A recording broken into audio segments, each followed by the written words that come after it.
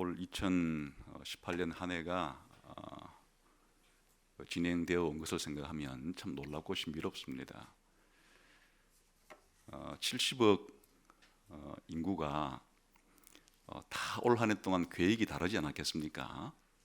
또 목표도 서로 달랐을 것이고 서로 생각하는 바도 서로 달랐을 것이고, 근데 사람들끼리 서로 사랑도 하고 협동도 하고 단합도 했지만 또 갈등도 하고 다투기도 하고 싸우기도 했는데, 이 70억 인구가 이렇게 복잡한 삶을 살아가는데 세상이 유지된다는 것이 참 신비롭지 않습니까?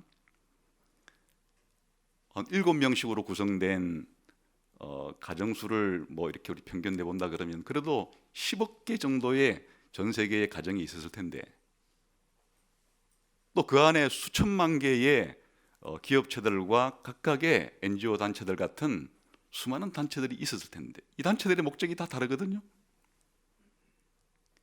200여 개의 국가로 구성된 이 땅의 삶도 또 그 국가마다 다 목적이 다르고 목표가 다르고 계획이 다르고 서로 싸우기도 하고 화합하기도 하는데,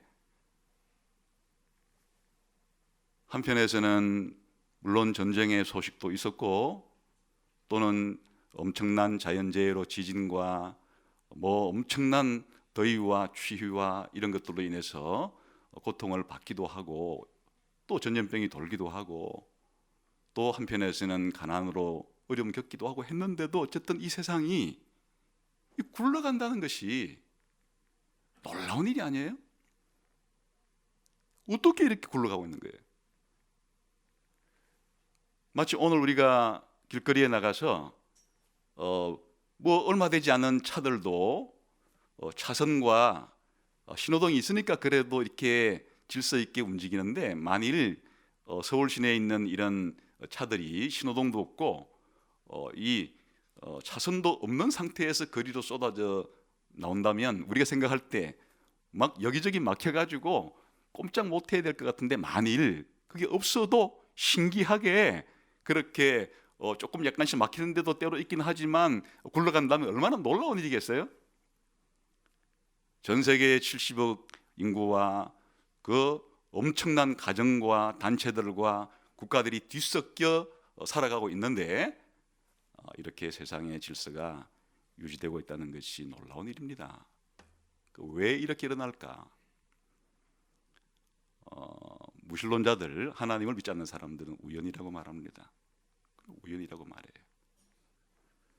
그러나 우리 기독교인들은 하나님의 섭리로, 하나님의 보이지 않는 손길로 이렇게 2018년도 지탱이 되었고, 또 뭔가에 우리는 잘 모르지만은 하나님의 계획대로 되어가고 있는 중입니다. 이렇게 우리는 고백할 수가 있습니다. 오늘 우리가 함께 살펴보려고 하는 이 에스더는 이런 사실들을 우리들에게 가장 잘 보여줍니다. 하나님의 백성들이 이 세상에 살아갈 때 우리들이 다 알 수 없지만은 하나님의 손길에 의해서 하나님의 교회도 이 세상도 움직여가고 있다는 사실을 이 에스더라는 성경처럼 잘 보여주는 성경이 없습니다. 사실 에스더는 성경 전체에서 대단히 독특한 성경인데 하나님이라는 말이 나오질 않아요. 다른 성경들은 거의 하나님이란 이름으로 사실 그 성경책이 하나님에 대한 얘기이기 때문에 도배되다시피 하는 거예요. 그런데 성경책인데 하나님의 이름이 한 번도, 여호와의 이름이, 또 하나님의 이름이 한 번도 언급이 되질 않아요. 그뿐 아니라 하나님의 백성들이 하나님께 더불어 살아가려고 하면 하나님께 뭔가 인도를 받고 지시를 받아야 되는데, 에스더서 안에는 하나님이 이 에스더서에 나오는 인물들 가운데 개별적으로 그렇게 말씀해 주시는 경우가 한 번도 없어요. 또 누군가를 통해서 선지자를 통해서 다른 사람에게 알려주는 그런 것도 없어요. 또 하나님의 백성들인데 분명히 하나님의 말씀을 펴서 그렇게 읽었다는 말도 없어요. 심지어는 하나님께 기도한 장면도 하나도 나오지 않아요. 그런데 놀랍게도 페르시아라는 제국 속에서 하만이라고 한 유대인을 아주 끔찍히 싫어하는 인물에 의해서 유대인을 몰살시키려고 하는 일이 생겼는데, 마치 히틀러가 20세기에 유대인을 몰살시키려고 했던 것과 같이 약 2400년 전에 페르시아 제국 내에서 하만이라는 사람이 주동이 되어서 유대인들을 몰살시키려고 하는 그런 계획을 가지고 진행하는 중에 놀랍게도 하나님도 등장하지 않고 하나님의 말씀도 등장하지 않고 하나님께 기도하는 일도 등장하지 않는데, 보이지 않는 하나님의 손길로 하나님께서는 자기 백성을 완전히 보호해 주시고, 심지어는 그 유대인들을, 하나님 백성을 몰살시키려고 하던 원수들을 완전히 몰살되게 하는 방식으로 역사를 진행해 가시고, 또 세상 가운데 하나님 백성들을 보호하는 이야기를 에스더가 들려줍니다. 그건 2400년 전에 하나님 백성 유대인들의 이야기만이 아니라 주님 오실 때까지 개인으로 말하면 예수 믿는 한 사람 한 사람의 이야기일 수도 있고 교회 전체의 이야기일 수도 있습니다. 그 이야기를 통해서 올 한 해도 우리가 한번 점검해보고 또 새로운 한 해도 다시 한번 기대할 수 있는 그런 시간이 되었으면 좋겠습니다. 내용은 아주 그렇게 어렵지 않고 이제 흐름이 단순합니다. 우선 여기에 시대적인 배경은 페르시아라고 하는 이 대제국이 주전 550년부터 한 330년까지, 그러니까 한 220년 정도 지상에 존재했던 제국이에요.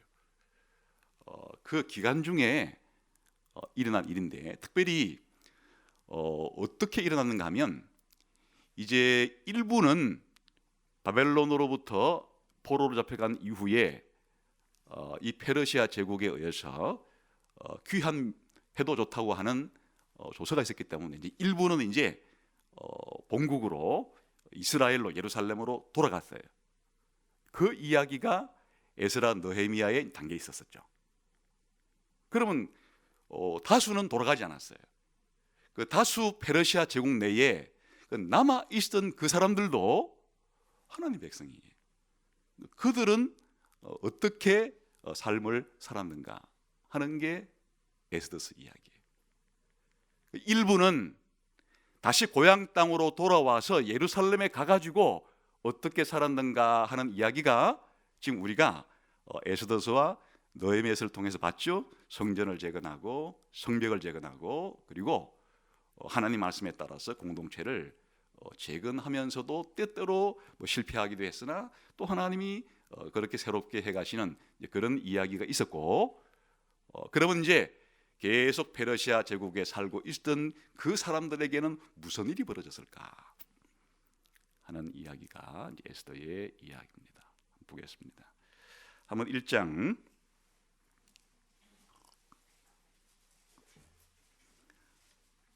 1절부터 한 3절, 한 4절까지만 한번 읽어볼까요? 시작. 이 일은 아수에로 왕 때 있었던 일이니 아수에로는 인도로부터 구스까지 127지방을 다스리는 왕이라. 당시에 아수에로 왕이 수상궁에서 즉위하고 왕위에 있은 지 제3년에 그의 모든 지방관과 신하들을 위하여 잔치를 베푸니 바사와 메대의 장수와 각 지방의 귀족과 지방관들이 다 왕 앞에 있는지라. 왕이 여러 날 곧 180일 동안에 그의 영화로운 나라의 부함과 위엄의 혁혁함을 나타내니라. 이게 보면 페르시아라고 하는 이 나라의 광대함과 부유함을 이제 보여주는 일로 시작을 합니다. 127도 어느 정도의 땅덩어리를 가졌는가 하니까 인도부터 이집트까지. 그러니까 오늘날 중동 지방은 말할 것도 없고 인도까지 포함하는 거대한 땅덩어리를 다스리는 나라가 이 페르시아라고 하는 나라였다는 거예요. 큰 행정구역만 30개로 나눴는데 작게 나누면 127도, 조선 8도 정도가 아니라 페르시아 제국 128도라고 하는 엄청나게 광대한 영토를 다스리던 제국이었으니까, 여기에 이제 아하수에로라는 이 왕은 나중에 페르시아가 이렇게 땅덩어리를 넓혔다가 더 쳐들어가려고 한 지역이 이제 그리스 지역이에요. 그래 이 페르시아 왕들이 그리스를 침공합니다. 근데 이 아하수에로의 아버지 다리우스가 침공을 했다가 실패해요. 그 마라톤이라는 곳에서 패합니다. 그래 이제 돌아와 가지고 심기일전에서 다시 쳐들어가려고 했다가 그건 죽어버려요. 그리고 아들 대인 아하수에로가 아버지가 못다 이룬 꿈을 그 그리스를 완전히 정복하려고 역사가들에 따라서는 그 300만 이상의 대군을 끌고 왔다는 사람도 있고 100만을 끌고 왔다는 사람도 있고 일일이 계산할 수는 없는 거니까 하여튼 어마어마한 대군을 이끌고 그리스를 2차 침공을 했던 왕이 이 아하수에로 왕입니다. 그 옛날에 2000 몇 년인가 300이라는 그 영화 안 봤어도 포스터는 본 적 있죠. 그 뭐라 그래요? 이런 사람들이 수백만 대군을 그리스 협곡 속에서 막아 싸운 스파르타의 그 왕이 300명 전사를 데리고 그런 이야기가 바로 그때 나왔던 페르시아의 왕이 여기 나오는 아하수에로 왕이에요. 일반 역사에서는 약간 이름이 이제 다르게 나오지만, 그러니까 이제 얼마나 강대하고 부유한 나라인지 아시겠죠. 그래서 여기에 잔치를 벌이는데 이제 어느 정도 이제 아버지가 죽고 난 다음에 정권을 물려받은 다음에 약간의 불안정한 시기를 지내 가지고 정권이 안정기에 들어서자 여기 보니까 180일 동안 전국 각지에 있는 지방관들을 다 불러 모아 가지고 온 신하들에게 잔치를 베풀었다. 6개월 동안 잔치를 베풀었다. 6개월 내내 신하들에게 전국에 흩어진 신하들 다 모아다가 이렇게 잔치를 벌일 정도의 아주 강력한 그런 부강한 나라였음을 보여주는 거예요. 근데 여기서 이제 사건이 벌어집니다. 사건이 벌어져요. 마지막 7일 동안에는 여기에 수상궁이라고 부르는 수도 서울만 해도 4군데가 있었어요. 겨울궁전 따로 있고 여름궁전 따로, 이게 겨울궁전인데 여기에 온 그냥 신하들만이 아니고 그냥 쉽게 말하면 서울 시민 전체를 초대해다가 7일 동안 또 잔치를 또 벌여요. 근데 이 아하수에로가 술 기운이 은근히 돌자 자기 왕후가 미스 페르시아 출신이라고 할 정도로 미모가 출중했는데 자기 부인의 미모를 보여주고 싶은 게 술 기운에 이렇게 들어가지고 부인 보고 왕후 보고 오라 가지고 이게 한번 미모를 뽐내도록 그렇게 이제 불렀어요. 근데 그 당시에 이런 왕의 말 한마디면 자식이고 사실 부인이고 간에 고대 사회라는 게 그런 거 아니겠어요? 이 동양의 전제군주가 말을 할 때 자식이 거절해도 부인이 거절해도 그 목숨줄이 왕한테 다 있는 건데 이 와스디가 무슨 생각을 안 나갔는지는 기록이 안 있으니까 모르겠지만은 그 명령을 거역하고 나가질 않아요. 그러니까 화가 머리끝까지 친 주소서 오던 아하수에로가 와스디 왕후를 폐합니다. 그리고 이제 전국 그 127도의 아리따운 처녀들을 이제 선발해 가지고 새로운 왕후를 맞이하려고 합니다. 근데 마침 여기 에서드라고 하는 이 여인은 유대인 출신이에요. 그러니까 바벨론 포로로 끌려갈 때 597년경에 이 모르드게와 함께 바벨론으로 끌려온 사람인데 이 성경을 읽어보게 되면 모르드게라고 하는 이 사람과 에스더와의 관계는 모르드게가 이제 사촌 오빠예요. 그런데 부모가 에스더의 부모가 다 죽었기 때문에 고아죠. 그러니까 고아래서 사촌 동생인데 거의 뭐 양녀처럼 아마 입양을 했던 것 같아요. 그래 어린 에스더를 키우다시피 했어요. 그래서 이제 이 간택령이 내렸을 때 아주 에스더의 아마 미모도 출중했던 것 같아요. 그래서 선발 과정에서 결국에 어쨌든 여러 가지 과정을 통해서 폐위가 된 와스디를 대신해서 에스더가 왕후에 올라요. 입지전적인 성공이죠. 포로로 끌려왔던 고아 출신의 한 여성이 아까 그렇게 광대한 제국의 왕후가 되었다. 아마 인류 역사 전체를 통틀어서 한 여인으로서 그렇게 출세한 여인을 찾아보기 힘들 거예요. 그게 이제 2장까지 얘기예요. 왜 그렇게 했다는 얘기가 아무것도 없어요. 그냥 와스디가 폐위를 당하고 에스더가 새롭게 왕후가 되는 그런 이야기가 그 사건으로 지금 벌어지고 있어요. 그 다음에 3장에 가게 되면은 이 하만이라고 하는 사람이 있었는데 이 사람은 출신이 아말렉 족속 출신인데 이 아말렉 족속은 원래 유대인들이 애굽에서 나와서 광야길을 통과할 때 이걸 가로막아서 아주 이스라엘의 철천지 원수가 된 민족이에요. 여러분 그 기억 남십니까? 모세가 손을 들면 여호수아가 나가 싸울 때 이기고 모세가 손 내면 지금 누구가 싸웠던 거냐? 바로 아말렉 족속과 싸웠던 거예요. 하나님께서 대대에 아말렉과는 내가 함께하지 않고 아말렉을 진멸해라는 명령을 내릴 정도로 이스라엘과는 아주 철전지 원수였던 민족이 아말렉 족속이.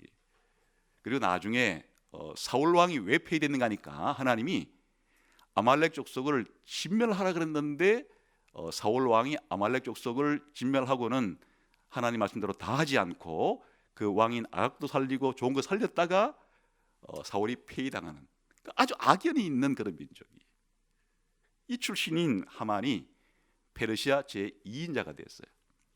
근데 이제 다른 사람들은 전부 다 이 하만에게 굽실굽실하고 절을 하는데 이게 왕궁 문 앞에 모로데게라는 사람이 있는데 이 하만에게 절을 하지 않아요.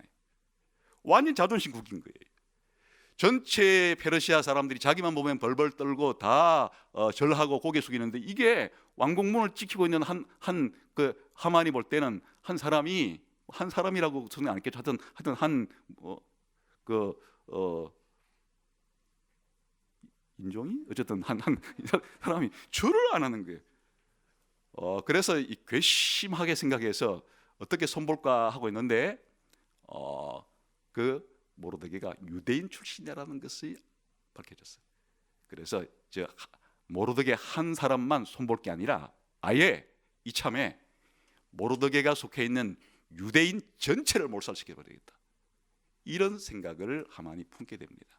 그래서 왕에게 가가지고 이렇게 모함을 해요. 이 당신이 다스리는 대제국 가운데 한 민족이 있는데 이 민족은 도대체 자기들끼리만 법이 있어가지고 살려고 하고 왕의 법을 안 따르는 이런 족속들이 지금 전국에 퍼져 살고 있기 때문에 이거 완전히 몰살시켜야 됩니다. 제정신 박힌 아하수에 같으면 그거를 잘 조사해 볼 텐데 그걸 조사해 보지도 않고 그냥 자기 원래 손에 낀 반지가 요즘 말하면 도장입니다.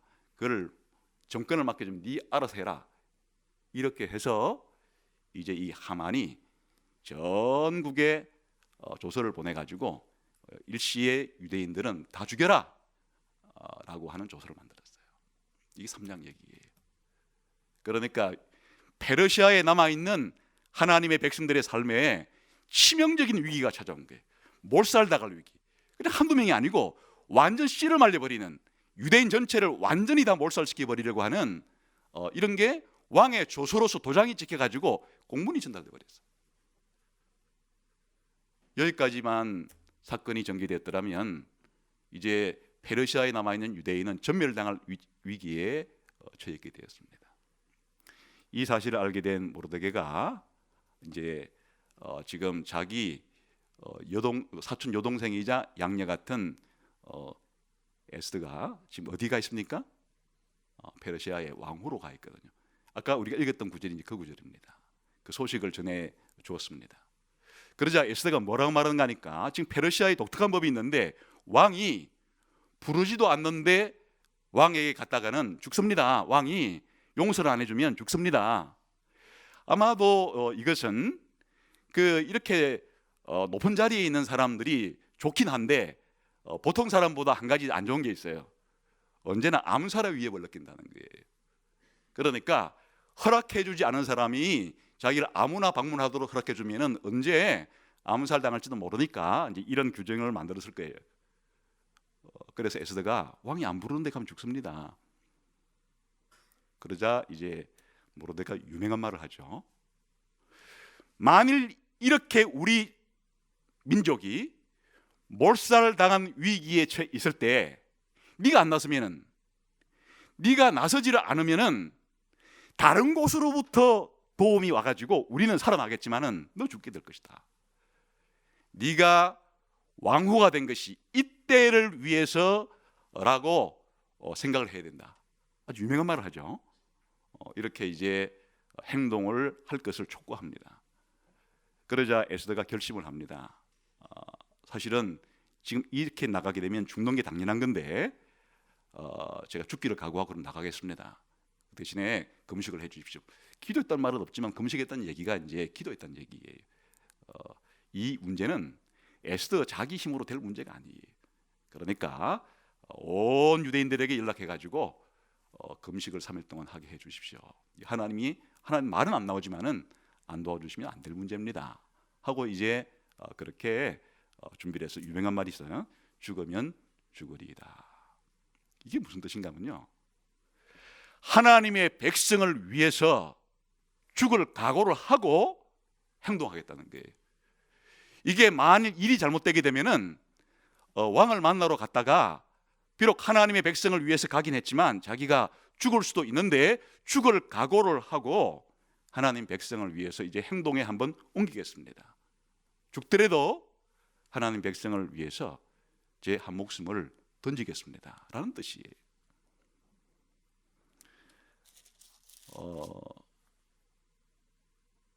에스더가 3일 금식을 하고 아하수에르에게 갔는데 놀랍게도 아하수의 눈이 반짝였어요.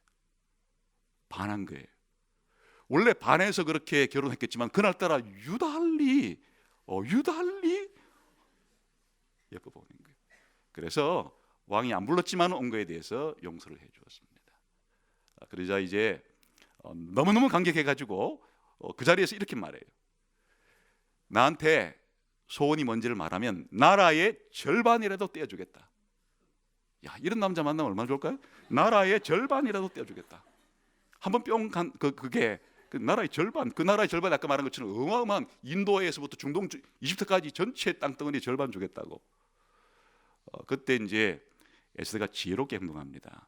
그 자리에서 하만 죽여주세요 이러면 이제 갑자기 이제 충격을 받을 거니까 제가 잔치를 초대할 텐데 하만하고 함께 그냥 제가 초대하는 잔치에 와주시면 좋겠습니다. 이렇게만 딱 얘기합니다. 그래 이제 왕이 나라의 절반이라도 준다 그랬는데 뭐 잔치 초대하니까 기뻐서 이제 하만하고 에스더가 마련한 또 잔치에 갑니다. 그때 아주 기분 좋게 잔치를 잘 했기 때문에 또 이 아하수에르가 말하기를 내 나라의 절반 정도도 줄 의향이 있으니까 소원이 뭐냐 도대체, 이렇게 말하자 또다시 에스더가 신중하게 한 번 더 잔치를 열 테니까 한 번만 더 와주시기를 바랍니다. 이렇게 하고 또 초청을 합니다. 잔치가 굉장히 좀 에스더 중요합니다. 근데 그날 밤에 이제 기이한 일이 생깁니다. 갑자기 평상시에 잠 잘 자던 아하수에로가 왠지 잠이 안 와요. 잠이 안 와가지고 뒤척뒤척 하다가 그래도 그런 딴짓은 하지 않고 왕궁에 기록된 연대기를 가져와 봐라 해서 이제 읽어보니까 얼마 몇 년 전에 모로드게라고 하는 사람이 네 시들 가운데 왕을 암살하려고 했던 것을 그렇게 알고서 고함으로써 자기가 목숨을 건진 얘기가 있었는데 아무것도 해준 것이 없다고 기록이 되어 있어요. 왜 하필이면 잠이 안 왔을까요? 왜 하필이면 딴짓하지 않고 연대기를 봤을까요? 그렇게 보니까 갑자기 야, 이게 이렇게 나를 목숨을 살려준 사람인데 아무것도 뭐 해준 게 없다니 라고 생각을 해서 뭔가를 해줘야 되겠다, 그런 생각을 하고 이제 딱 있는 참에 하만이가 아침 일찍 들어왔습니다. 그리고 왕이 물어봅니다. 내가 가장 존귀하게 여기는 사람에게 뭘 해주면 좋겠냐 이러니까 하만이 자기인 줄 알았어요.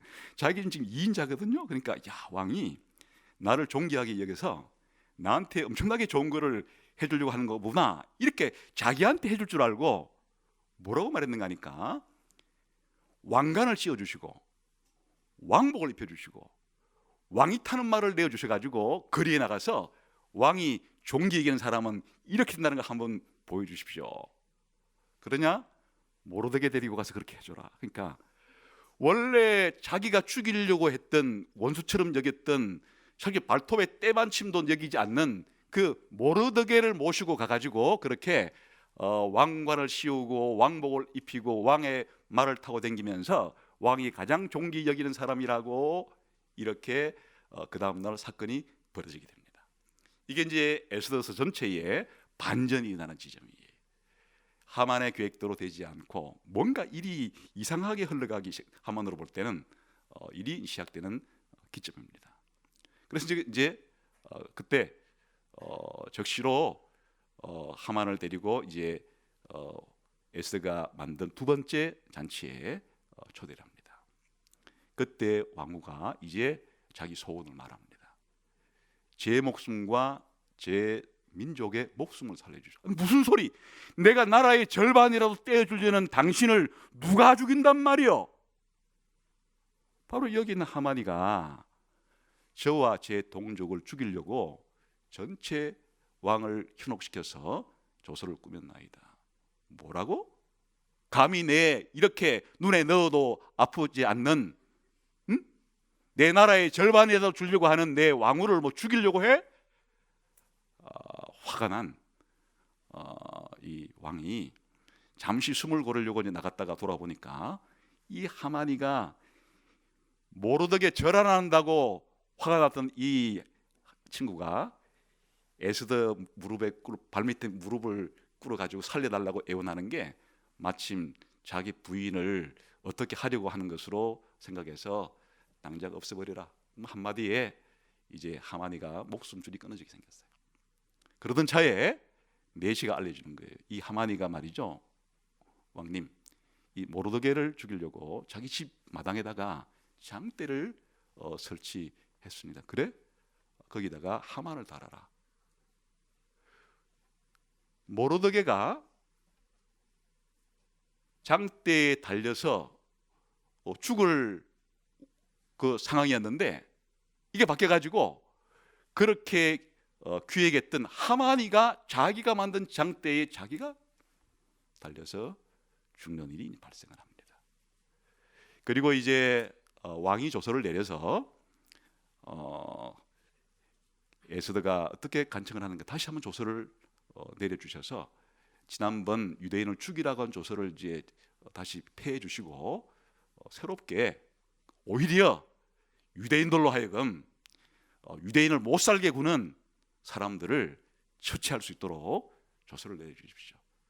그래서 이제 왕이 허락을 해줍니다. 그래서 원래 하만이 유대인을 죽이려고 몰살시키려고 했던 그날에 무슨 일이 벌어지는가 하니까 거꾸로 이 127도에 있는 유대인들이 자기를 괴롭히고 죽이려고 했던 오히려 사람들을 그날 다 죽이는 일이 일어나게 됩니다. 그리고 이제 그 다음 날 절기로 만든 것이 부림절이라는 절기입니다. 그러니 부림절이라는 절기가 이 그 모든 그 유대인들이 몰살될 위기 가운데 거꾸로 유대인들을 죽이려던 적들이 몰살당하고 유대인들은 기적적으로 구원받은 이날을 기념하는 명절이 이날 탄생하게 됐습니다. 그전에는 하나님께서 모세에게 하라고 한 명절이 아닌데 이날 이 명절이 생기게 된 거예요. 그래서 이제 수도 서울에서는 사람들 원수들이 더 많았는지 하루 더 달라 그랬어요. 그래서 하루 더 원수들을 처단하고 그 다음 날 지켰기 때문에 이틀 동안 불임절을 지키는 이제 명절이 생기게 된 이야기가 바로 이 에스더의 이야기입니다. 이게 우리들에게 주는 교훈이 뭘까요? 굉장히 중요한 메시지가 있습니다. 첫 번째, 지금 이 디아스포라 유대인, 다시 말하면 하나님 백성인데 유대 땅에 살지 않고 다른 일반 세상 나라에 흩어져 살아가는 하나님 백성들의 얘기라는 거예요. 다시 말하면 구약시대 때는 이게 흔한 일이 아니었습니다. 그러나 신약시대 때는 우리 모든 교회가 전부 다 세상의 한가운데 살아가는 위치에 처하게 되는 것이니까 그거의 예고편이라고 보시면 되는 거예요. 세상의 한가운데서 삶을 살아가게 되는 하나님의 백성들의 이야기가 바로 이 에스더 얘기예요. 두 번째, 그러한 하나님의 백성들이 세상 속에서 살아갈 때 어떤 일이 생겨나게 되는가? 사실은 성경에 보면 세상과 교회는 서로 그 영적인 원수입니다. 그래 교회는 항상 세상과 더불어 영적인 전투를 해야 돼요. 이게 언제부터 그렇게 되는가 하니까 아담이 타락한 이후에 창세기 3장 15절을 보게 되면 여자의 후손과 뱀의 후손이 서로 싸우게 될 거다.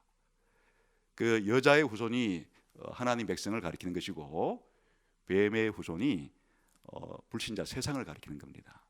예수님 재림할 때까지 계속 이 세상은 두 부류의 무리들이 있는 것이에요. 신자들과 불신자들이 섞여 살아가는데 영적으로는 원수 관계에 있다는 것을 보여줍니다. 사실은 어떤 방식으로 세상이 교회를 그렇게 공격하는가 하면요, 때로는 여기에 나오듯이 박해라는 방법으로 하나님 백성들을 그렇게 공격해 옵니다.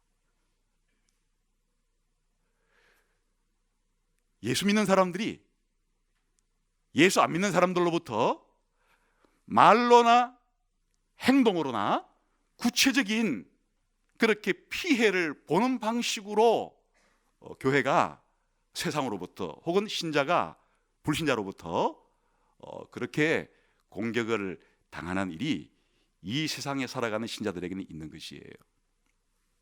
그러면 지금 우리 대한민국 땅에는 그런 일은 없습니다라고 말할 수 있겠죠. 그러나 원수의 공격은 물리적인 외형적인 박해로만 오는 게 아니고 박해가 없을 때는 유혹으로 오는 거예요. 세속화시키는, 자기들처럼 삶을 살게끔 유혹하는 방식으로 세상은 교회를 공격합니다. 그러니까 신자들이, 여러분들이 진짜 참 신자라면은 예수님을 믿지 않고 살아가는 불신자 속에 섞여 살 때 항상 두 가지의 위협 가운데 있는 거예요. 직접 예수 믿는 이유 때문에 그렇게 박해를 받는 그런 상황이 있는데, 근데 현재 북한에서 예수 믿고 있는 우리의 같은 신자들의 경우에는 그런 식의 공격을 당하고 있는 거예요. 그러나 이 남한 땅에서는 그런 것은 지금은 없지만은 이 세상의 가치관에 물들도록 우리를 유혹하는 것 자체가 또 하나의 강력한 세상이 신자들을 향한 공격이에요. 역사에 보게 되면 둘 다 우리가 신앙생활 잘하기가 쉽지 않습니다. 굉장한 박해를 받아도 우리 신앙 지키기가 쉽지 않고 유혹이 와도 우리의 신앙을 지키기가 쉽지 않습니다. 그러니까 어쩌든 외형적인 박해거나 유혹이거나 간에 세상을 이기기는 쉽지가 않아요. 사실 더 어려운 것은 평안할 때 오는 유혹이 더 대처하기가 어렵습니다. 이럴 때 오늘 이 에스더서의 이야기는 비록 하나님이 직접 나타나서 기적적으로 예언의 말씀을 주시거나 기적이 막 일어나거나 그렇게는 않는데 배후에서 하나님이 역사하고 있는 거예요. 이 사건과 사건이 그냥 하나하나 따로따로 놓고 보면 전혀 이어질 것 같지 않은데 그 배후에서 전체를 통괄해서 하나님의 백성들을 결국에 그렇게 보호해 주시는 분이 하나님이라는 것을 가르쳐 주는 거예요. 심지어는 그 당시 최고의 권력자인 왕까지도 배후에서 하나님이 그렇게 역사해서 한다는 거예요. 쉽게 말하면 아하수어로가 그렇게 술이 취해가지고 그렇게 와스를 부른 것도 나중에 보게 되면 다 섭리의 손길이 있다는 걸 알 수가 있어요. 에스더가 그 수많은 여성들 가운데 왕으로 간택된 배후에도 하나님의 손길이 있다는 걸 알 수가 있어요.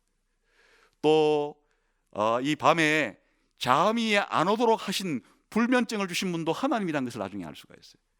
이 모든 과정 자체가 사건 하나하나로 보면 전부 우연 같은 사건들인데 하나님이 배후에서 자신의 백성을 보호해 가시는 것들이 전체를 다 읽어보고 나게 되면 뚜렷하게 드러나게 되는 거예요. 여러분의 삶도 마찬가지입니다. 우리 교회의 삶도 마찬가지입니다. 우리들이 하나님이 직접 음성을 들려주시거나 우리들로 하여금 온갖 기적적인 삶들을 매일매일 체험하며 살지 않고 그냥 이 세상 속에서 우리가 매일매일 하는 일들 가운데서 하나님은 행동하지 않느냐? 전혀 아니라는 거예요. 오히려 그럴 때 출애굽 당시의 기적 같은 것은 역사의 아주 일시적인 시기 동안에만 있은 일이고 대다수의 시기 동안에 대다수의 성도의 삶은 이런 식으로 이루어지는 거예요. 하나님이 보이지 않는 손길로서 여러분들의 삶을, 교회의 삶을, 세상의 삶을 유지해가고 이끌어가고 계신다 하는 것을 보여줍니다. 그러면 하나님이 다 알아서 할 거니까 우리들은 아무것도 안 해도 되느냐 하는 게 아니고 하나님의 백성들로서는 책임을 가지고 하나님의 교회를 위해서, 하나님의 백성을 위해서 일해야 한다는 걸 보여주는 거예요. 모르드게가 이 사실을 알았을 때 자기 사촌 여동생이자 양녀 같은 에스더를 설득하는 거예요. 때로는 협박같기도 들려지죠. 네가 그냥 있어서는 안 된다. 이 모르드게의 마음속에 에스더가 왕후가 된 것이 바로 이때 하나님이 너를 쓰려고 왕후를 만드신 분이 하나님이기 때문에 네가 이때 손 놓고 있으면 안 되고 왕후라고 하는 그 직위와 직책을 가지고 우리 민족 하나님의 백성들을 위해서 일해야 된다. 적극적으로 나서죠, 모르드게가. 그뿐 아니라 에스더도 그 얘기를 듣고 모르드게보다 한 발짝 더 깊게 나가죠. 이런 그 죽으면 죽으리라, 이게 모르드게가 한 얘기가 아니에요. 너 죽으면 죽을지도 모르니까 갈고 나가라 이렇게 한 게 아니고 에스더가 스스로 모르드게의 이야기를 듣고 죽으면 죽겠습니다라고 하나님 백성을 위해서 죽기를 각오하고 나간 것은 에스더의 결정이에요.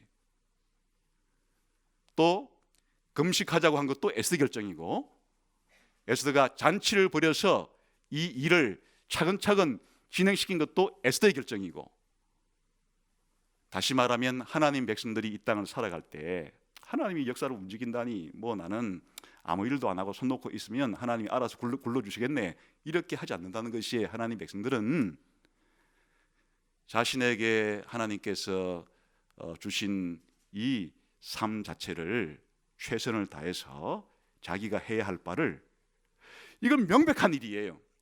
하나님의 백성들이 위기에 처했을 때 자기의 개인적인 안일만을 위해서 살지 않고 하나님의 백성을 위해서, 요즘 말로 말하면 교회를 위해서 내 목숨이라도 바칠 정도로 이런 각오를 하고 살아가야 되는 게 하나님 백성으로서 책임이에요.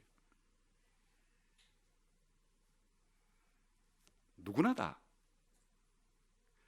하나님의 백성으로 부름받은 사람의 지상의 목표는 자기 개인의 일신의 안위를 위해서 존재하는 것이 아니라 하나님의 나라를 위해서 목숨을 바쳐서 이 땅에 있는 동안 하나님의 나라의 성장과 발전과 완성을 위해서 내 시간, 내 물질, 내 재능, 내 모든 것을 죽기를 각오하고 하나님의 나라를 위해서, 교회를 위해서 그렇게 살아간다.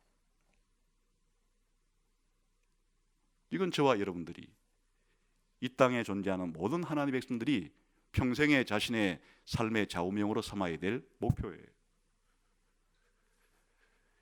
이렇게 하는 데 있어서 역할은 다르죠.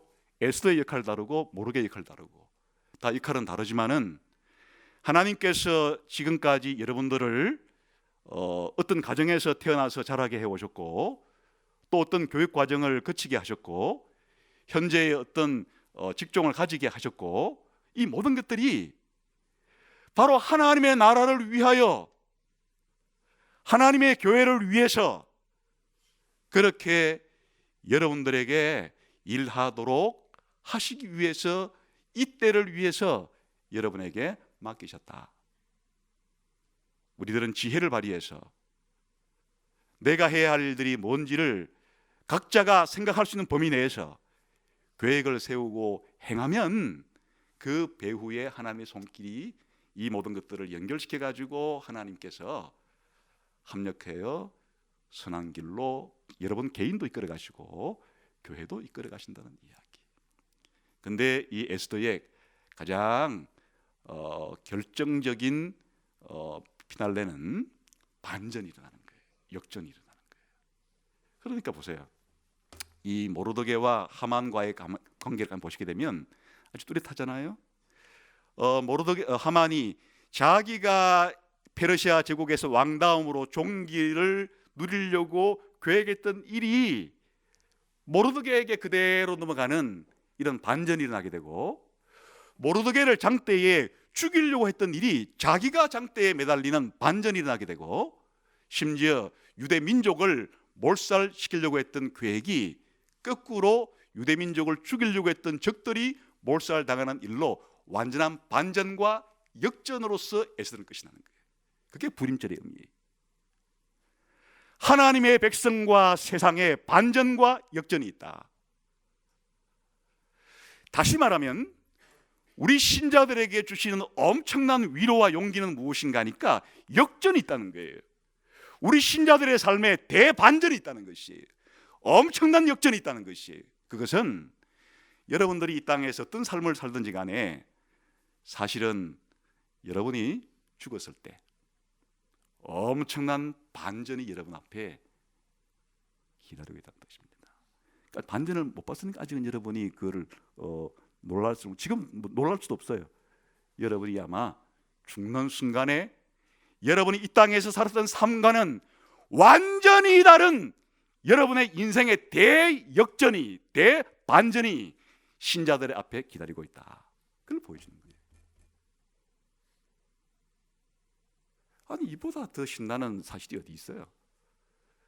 우리가 이 땅에서 사실은 뭐 어떤 시대에 태어나서 살든, 어떤 지역에 살든, 어떤 직종을 가지고 살든, 심지어 부유하게 살든 가난하게 살든 건강하게 살든 병들게 살든 우리가 뭘 하며 살든지 간에 예수 믿는 신자의 앞날에 엄청난 반전이 기다리고 있다. 이 세상에서 유혹을 받아서 어려움을 겪었던, 핍박을 받아서 어려움을 겪었던 이 땅에 예수 믿는 사람들이 신실하게 예수님을 잘 믿고 살아가기는 쉬운 세상이 아니에요. 예수님을 적당히 믿으려고 하면 뭐 사람들이 여러분을 핍박할 일도 없을 것이고, 여러분이 적당한 도대체 예수 믿는다는 표시를 내지 않는데 유혹을 어떻게 하겠어요? 자기는 배트공처럼 스무스만 땅굴로만 댕기면서 나는 신자라는 걸 밝히지 않는데 뭘 핍박하고 자시고 뭘 유혹하고 했겠어요? 그런데 우리가 신자라는 사실을 당당하게 밝히고 난 다음부터의 삶은 그리 녹록하지가 않은 것이에요. 그것이 외형적인 어려움이든 아니면 나를 유혹하려고 하든, 그리고 내가 안 밝혔어도 사단은 우리를 알기 때문에 어떤 식을 통해서도 우리를 괴롭히니까 신자가 이 땅에서 그렇게 편안한 삶을 살다 갔다가 신자가 아니에요.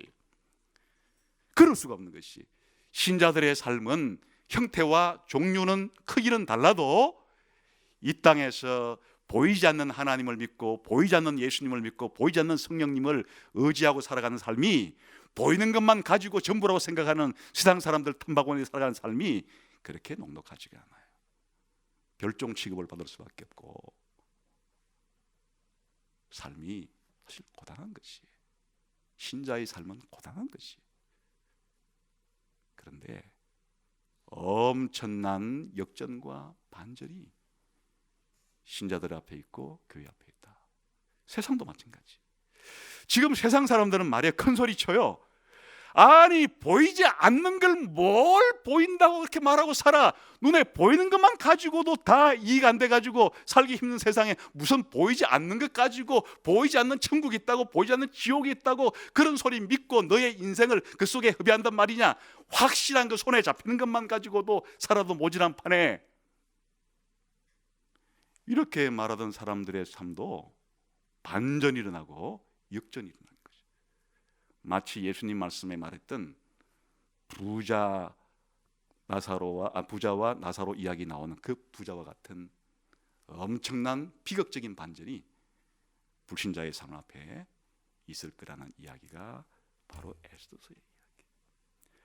하나님의 이름이 나오지 않아도, 하나님의 말씀이 나오지 않아도, 기도가 나오지 않아도 하나님은 이 세상의 한가운데 살아가는 당신의 백성들과 당신의 신자들을, 이 왕을 움직이고 모든 정치와 경제와 사회를 움직이는 분이 사실은 하나님이신데, 대역전과 반전을 준비하시고 이 땅에 우리를 살아가게 하시는 하나님, 그게 올해를 살아온 힘이었고 벌써 지났네요. 이제 새로운 2019년을 살아갈 힘이 되는 것이. 그래, 저는 에스더를 사랑합니다. 고아 출신의 포로로 끌려온 한 여인의 대페르시아 제국의 왕후가 되었다고 하는 그런 성공 스토리 때문에 좋아하는 게 아니고, 하나님이 에스더라는 한 인물을 통해서 어떻게 배후에서 역사하셨는가. 사실은 모르드게가 이제 맨 끝에 보게 되면은 페르시아의 2인자가 되어서 존귀와 영광을 받는 이야기가 끝나는데, 그게 바로 저와 여러분의 미래예요. 주님이 다시 오시는 그날에 저와 여러분이 그와 같은 영광스러운 자리에 가게 될 겁니다. 그래서 2019년 사실 또 여러분들의 삶은 고단한, 피곤한, 어려운 그런 일들이 많이 여러분 앞에 다가올지 모르겠어요. 에스더를 생각하시고, 아주 우리 인생 끝나지 않았다. 내 인생은 끝날 때 끝나는 것이죠. 죽으면 엄청난 반전이 있는 삶이기 때문에 그것만 안다면 그 사이에 일은 모르는 게 좋잖아요. 여러분, 내일 일, 내달 일, 내년에 될 일들까지도 세세 하나님이 딱 보여주는, 저는 보여주시려고 하면 거부를 하겠습니다. 하나님, 낭만성이 없기 때문에 모르고 살겠습니다. 제가 뭐 알아가지고 저는 그렇게 원치 않으니까 우리 교인들 속을 들여다보기 저 싫습니다. 그냥 저는 드라마틱하게 그냥 앞으로 어떤 일이 벌어질지 모르는 상태에 살아가기를 그렇게 요구할 거예요. 아니야, 내가 가르쳐줄게. 좀 싫고요. 저는 그냥 제가 모르는 상태에 제가 아는 게 있는데, 하나 어차피 저도 우리 교인들도 엄청난 반전을 이렇게 그거 알았으면 됐지. 뭐 내년에 내후년에 뭐 좀 어떤 일이 벌어지고, 그것은 모르는 게 어려워도 사실은 드라마틱하고 또 잘 풀려도 드라마틱하고 그런 거니까 그래 살겠습니다. 알고 싶어 한다고 해서도 알 수 없는 일이고, 그런 자세를 가지고 살아가면 된다. 에스더가 주는 교훈입니다. 기도하겠습니다. 하나님 아버지, 감사합니다. 세상을 만드신 이도 하나님이시오, 세상을 주관하신 이도 하나님이시오, 세상을 완성시키는 이도 하나님이시오니, 하나님을 아버지로 믿고 살아간 저희에게 무엇이 두렵거나 무엇이 불안하거나 무엇이 근심 걱정 속에 사로잡힐 만한 그것이 있겠습니까? 하나님, 또 한 해도 에스더서에 기록된 바와 같이 우리는 다 모르지만 섭리의 손길로 우리 한 사람 한 사람, 우리 가정, 그리고 우리 교회, 이 세상의 모든 나라를 주관해 주옵소서. 예수님 이름으로 기도하옵나이다. 아멘.